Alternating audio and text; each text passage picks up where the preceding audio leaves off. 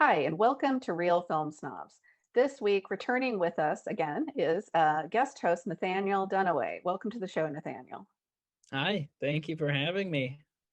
Yeah, no problem. So last episode you saw Nathaniel on, and it was his first time on Real Film Snobs, and we talked about his film production company, Body in the Window Seat, and how we met and his love of Hitchcock. So we don't need to go through all that again. We're going to review a couple other films for you this week, and then talk about some of the movies that we saw in 2020 that we really loved.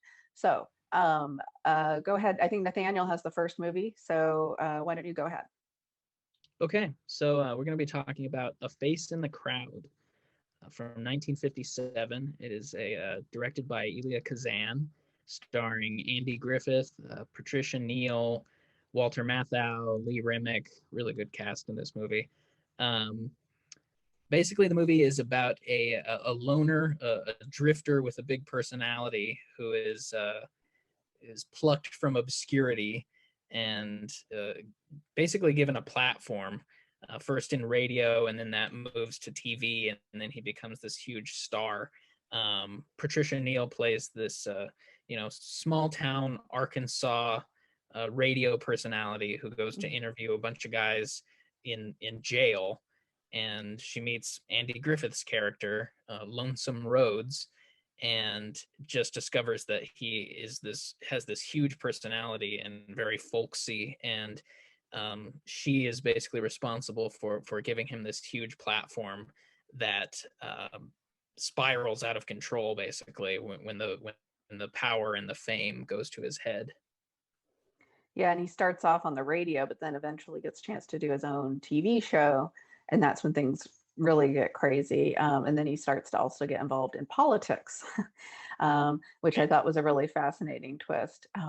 So this film, I love this film. I'd seen it before, and but it's been a few years, so I rewatched it recently, and just seemed even more relevant than ever. It's such an amazing movie on so many accounts, and one that it just seems like, even though it was made in 1957, it could have been made today, about this kind of figurehead who really incites people to just do whatever. I mean, his followers buy anything he says, believe anything he says. And the thing that's interesting about it, and the reason why when it came out, a lot of critics, including even the New York Times, didn't like it.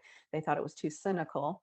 They didn't like it because his character, while he's a folk hero, really dislikes people. That's kind of his big secret.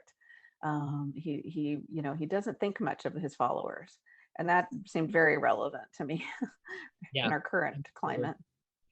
Yeah, definitely. I mean, I watched it this week, and to watch a movie where someone with a platform, I mean, he's making fun of a mattress company, and that incites the people who love him to do crazy things. Right, they go and start burning mattresses. Yeah. Right, yeah, and so yeah, definitely a very prescient movie.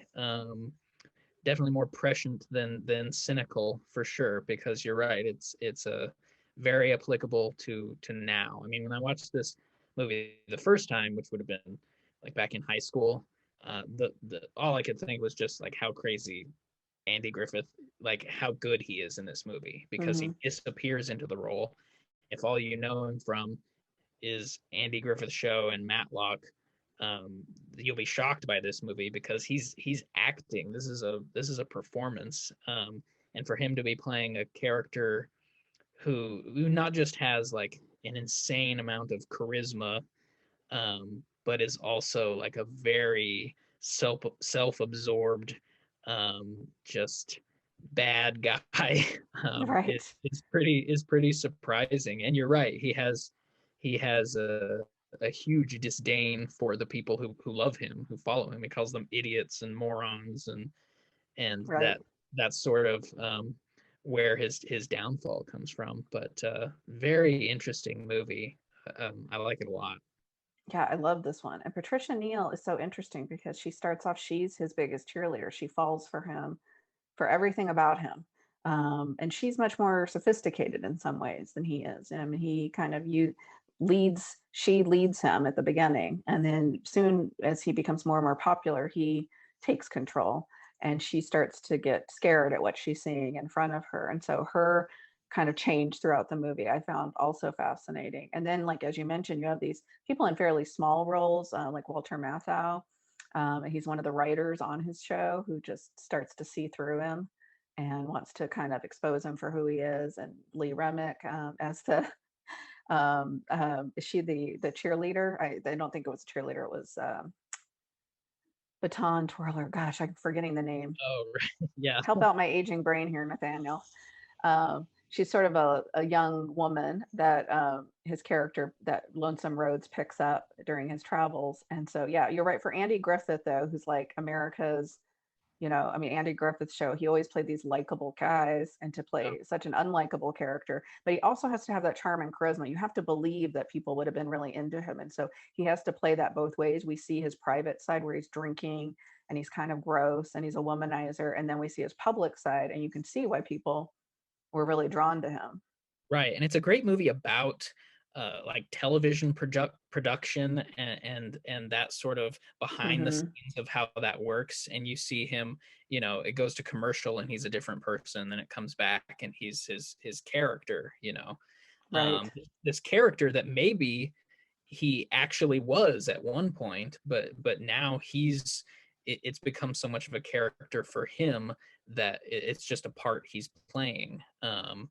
And but you can definitely see how people get attached to him because he's acting different in front of the cameras. You know what I mean? He's joking. He's not taking his commercials seriously. He's moving all around, and the cameras have to follow him. Mm-hmm.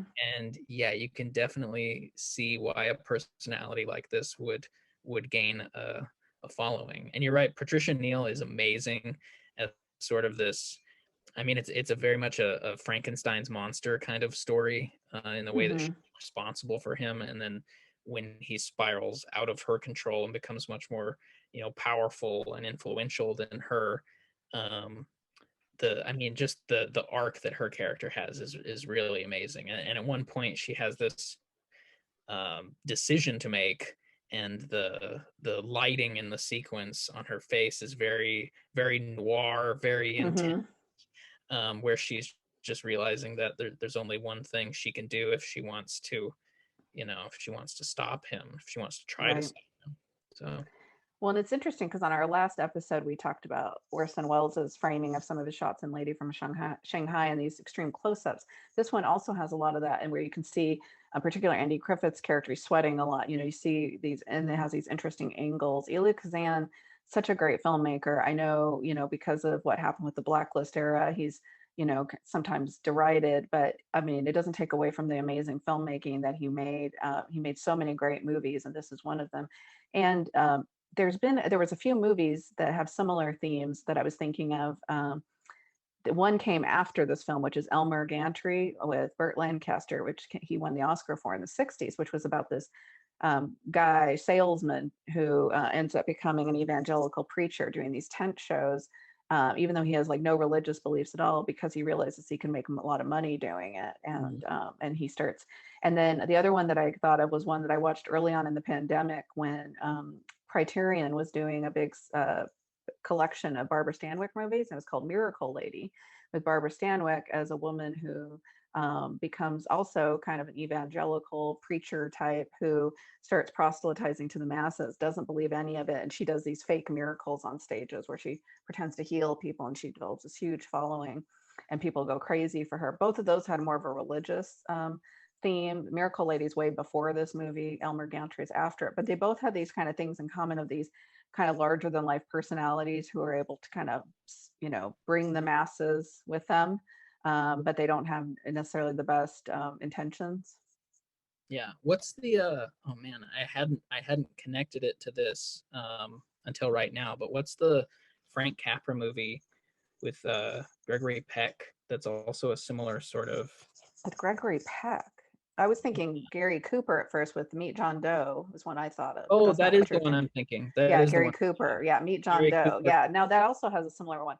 The big difference with that one though, because Gary Cooper is America's favorite guy or whatever. Like he's actually a good guy, but he's Right. used for bad purposes by other people, and it becomes too much for him. But he's actually a good guy at heart. Yeah. Because he's Gary Cooper, and we can't have Gary Cooper playing a bad guy. Although that would have been interesting if he actually had been a bad guy. Yeah. And Barbara Stanwyck also in that one. So Hmm. also a great film. But yeah, that's another one with a similar theme.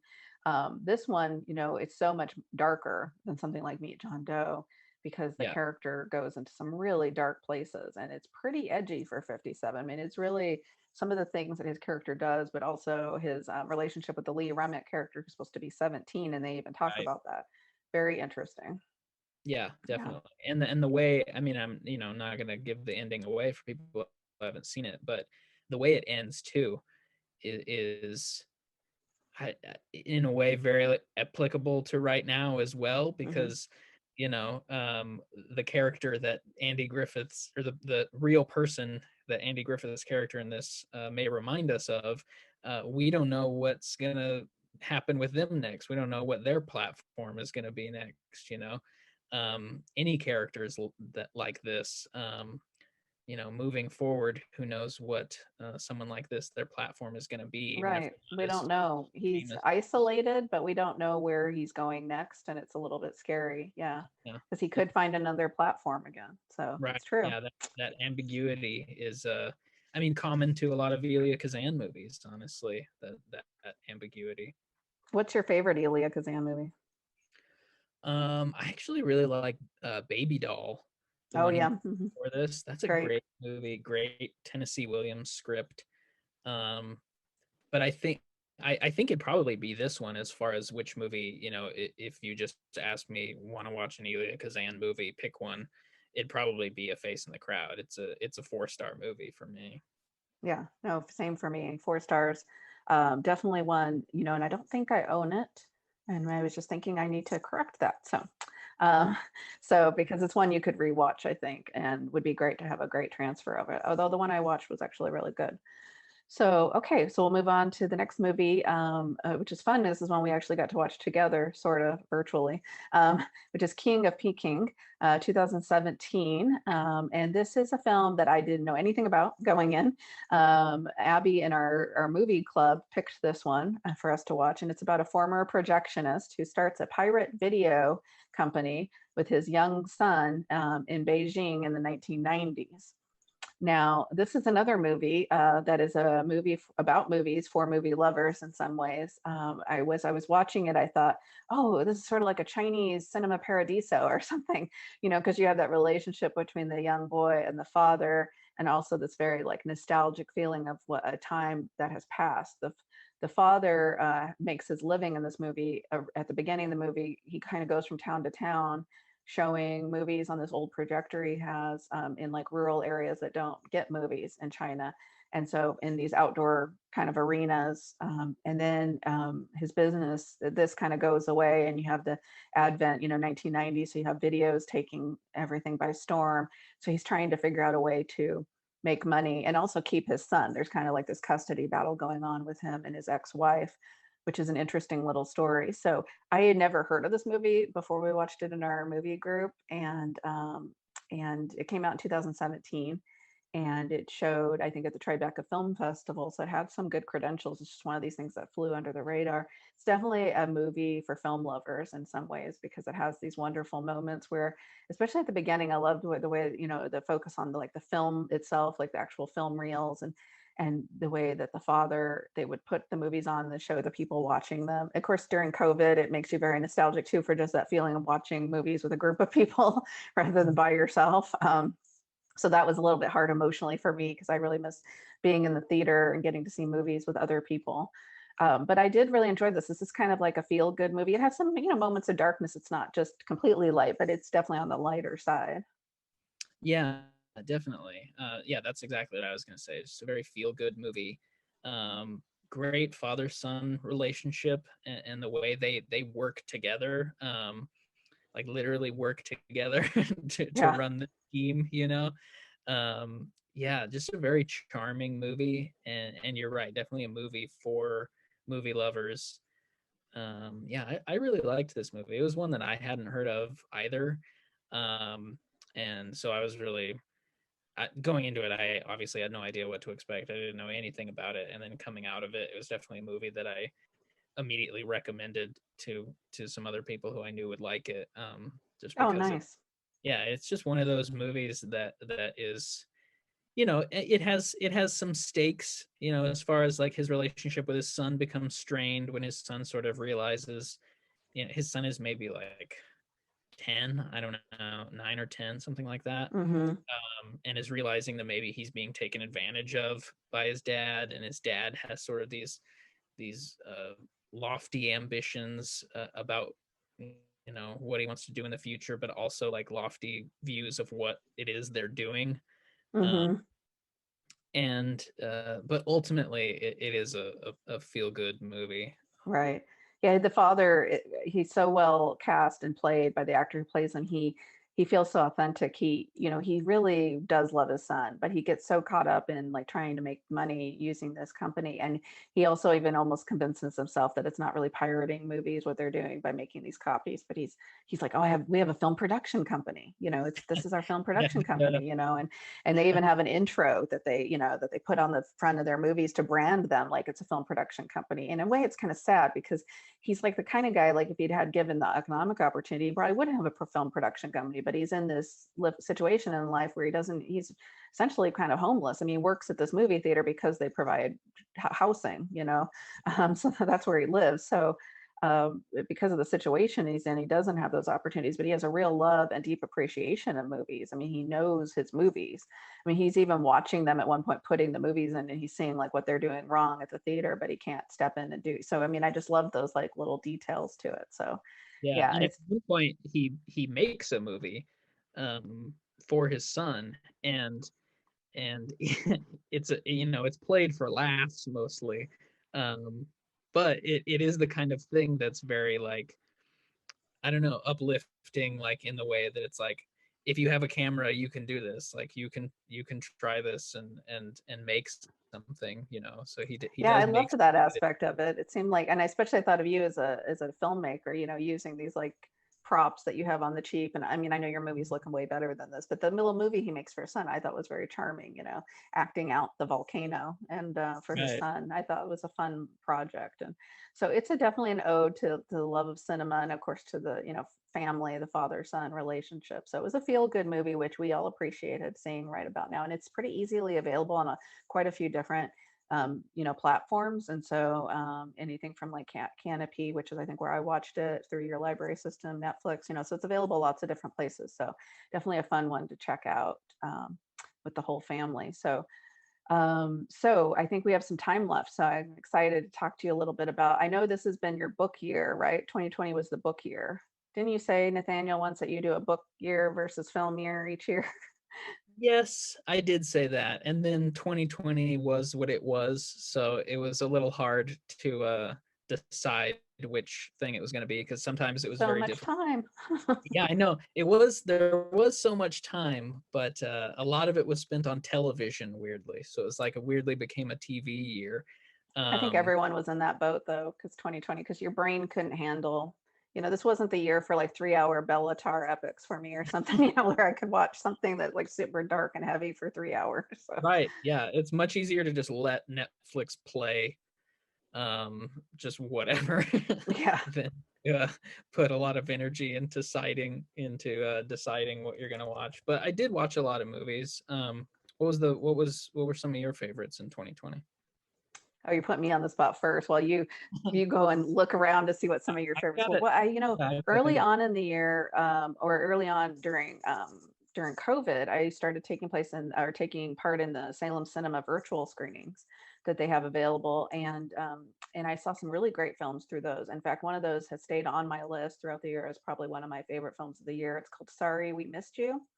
And that movie is by Ken Loach, a really great English filmmaker whose films I've been a fan of for years, going back to his big breakout role that won, I think, at the Cannes Film Festival in the 70s, called Kess, which we reviewed on this show before, about a boy and his his pet falcon bird, and it's a really like tragic coming of age story, very hard to watch. But Ken Loach has always been very focused on class issues in England. He's a director that was part of that realism movement, along with like directors like Mike Leigh. But Sorry We Missed You is definitely one of my favorite films of the year, and it's now available on much wider streaming platforms, including Criterion. But that was one early on I saw, and it's about workers. It's about a family who all end up getting jobs. The parents both end up getting jobs basically in the gig economy. Him as a driver, and then she does a job where she takes care of older people, of seniors, but going from like house to house. And so they both get paid, in that gig economy style, and how this starts to kind of wreck their family life, basically their lives in general. So it's a pretty, it's a pretty big critique of that, but also has these beautiful performances, and the main family I thought were just really believable and fantastic. You really want the best for these people. So that was one that I loved early on. And then another movie that I loved that I saw that was a 2020 release that we reviewed. I reviewed on a recent episode of Real Film Snobs was Ma Rainey's Black Bottom, which is on Netflix with Viola Davis and Chadwick Boseman. And that was a 4-star film for me as well. Those are the two that come to mind right now. I want you to talk about some of yours, partially so I can think of my other ones. I'm glad to hear that Ma Rainey is a 4-star for you. I haven't watched it yet, but I love August Wilson. I love all of his writing. How did you feel about Fences, the movie? I liked Fences, but I'm not a theater person like you, Nathaniel. So I've never seen the play. So I mean, I do love live theater. Don't get me wrong. And actually, before the pandemic, I had like a yearly subscription to our local Verona studios, and so I do support live theater, but I don't know playwrights the way like someone like you probably does. So Fences was actually my first time seeing anything by August Wilson. I actually liked this movie better than Fences. It still feels like a stage play. It's only 2 or 3 different scenes, but it felt appropriate because they're in a music studio recording. And so it felt very like sweaty and everyone's getting on each other's nerves. And it really worked having it just in sort of minimal locations. And Viola Davis and Chadwick Boseman are so amazing in it that to me, their performances just blew the movie, they Right. just blew me out of the water. Yeah. So did you not like Fences? I did like Fences. I think it's one of the like top 3 American plays ever written. Oh, yeah. So hi.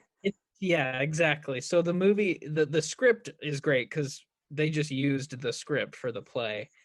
But I did feel like it was a little too constrained into the house in a way that it didn't necessarily Need to need to be. be. Yeah, Hmm. but it makes a lot of sense that Ma Rainey would work because it's a venue like that. So I'm really Hmm. excited to check that one out. Like I said, August Wilson is just one of my favorites. Okay, so favorite So movies from great 2020. movies you saw in 2020. Yeah. Did you Yeah, see anything that you loved? I did. Yes. So the first 2 that come to mind um, are on Shudder. So I don't know Oh, if yeah. the And I don't have it, but tell me about the movies. okay. Um, so the first one is called Host, which is I I I guess I can look it up, but I believe it's like an 80-minute movie. It might be even shorter than that. It might be an hour. Um, it is a horror film that is it takes place with a group of friends on Zoom, Oh, basically wow. conducting a séance on Zoom. So the the movie is the different boxes of the different characters. Oh, and that Um, worked, huh? That it surprises really me. worked. Yeah, I mean, there's a great movie that I can't remember the name of. That's from just a couple of years ago. That's a thriller where the movie screen is supposed to be a computer screen. So what you're Hmm. seeing just like is people's videos and just like a mouse moving around and clicking on things, but it Hmm. manages to be a thriller. Dang, what is that one called? But anyway, it really works, and it's crazy that Huh. it came out over the summer. So like very quickly, this group of people had this idea for a horror movie taking place on this new platform that, I mean, not a new platform, but a platform that suddenly everyone in the world was It's using. on. Yeah. And I just think it's really innovative and really well done. And then the And a other good way to one, shoot a movie during COVID. So, because I could yes, shoot it. Yeah. Fun. yeah, definitely. What was Uh, the other one on Shudder?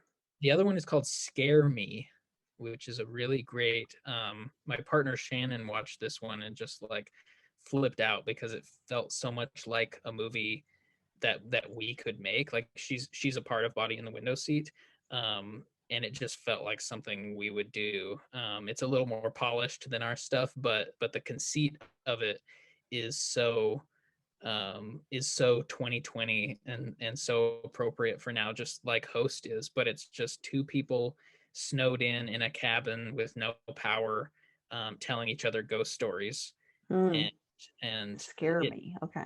yeah, it never like cuts away to like a filmed version of the stories they're telling. Like Hmm. it never leaves them telling the stories.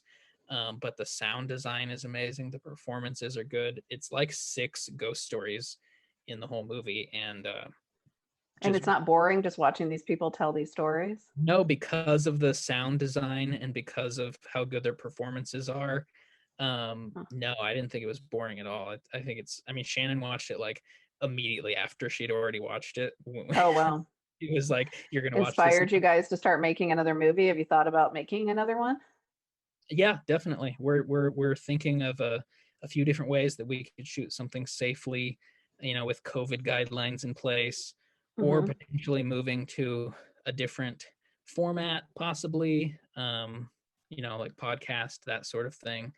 But definitely both of those, Host and Scare Me, were definitely movies that were like inspirational to, all right, I gotta get writing. I gotta try and do something because I can't just wait this out, until it's like it Yeah. was before. We can make movies the old way again. Gotta Right. try and do something. Gotta Yeah. try So you're and do working on something. writing because you're the writer, right? You write a lot of the scripts for your company. Yes, yeah. I mean, everyone involved has written something or other in there. Hmm. All of us have written and directed at some point. Um, so it's very collaborative in that way. But it's like we also have people who are more of like on the editing side, more on the DP side. Those are definitely not my strong suits. It's definitely the scripts that I like to Right. The stick writing. to. Yeah, yeah. Yeah, that's exciting. Well, I'll have to check those out. Hopefully, they become available somewhere else because I don't have that particular streaming platform. But even though I feel like I have so many, I can't keep up with the ones I have. Well, thank you so much, Nathaniel, for joining me on the show again. I really appreciate having you on for 2 episodes, and it was really fun to get to talk with movies about you, or with movies about you, with movies about movies with you. Thank you. This is what happens when you've been isolated for 10 months. As always, you can check out our website at realfilmsnobs.com, or watch us here on YouTube and on CCTV in Salem, KMUZ Radio, Scan TV in Silverton, and Corvallis Access Media. I'd like to thank our fantastic crew who are all in absentia right now, except for the wonderful Brad, who has been assisting us with Zoom taping and editing. And of course, thank you to Nathaniel for being guest host on the show. As always, thank you for watching. Have a great day and great movies.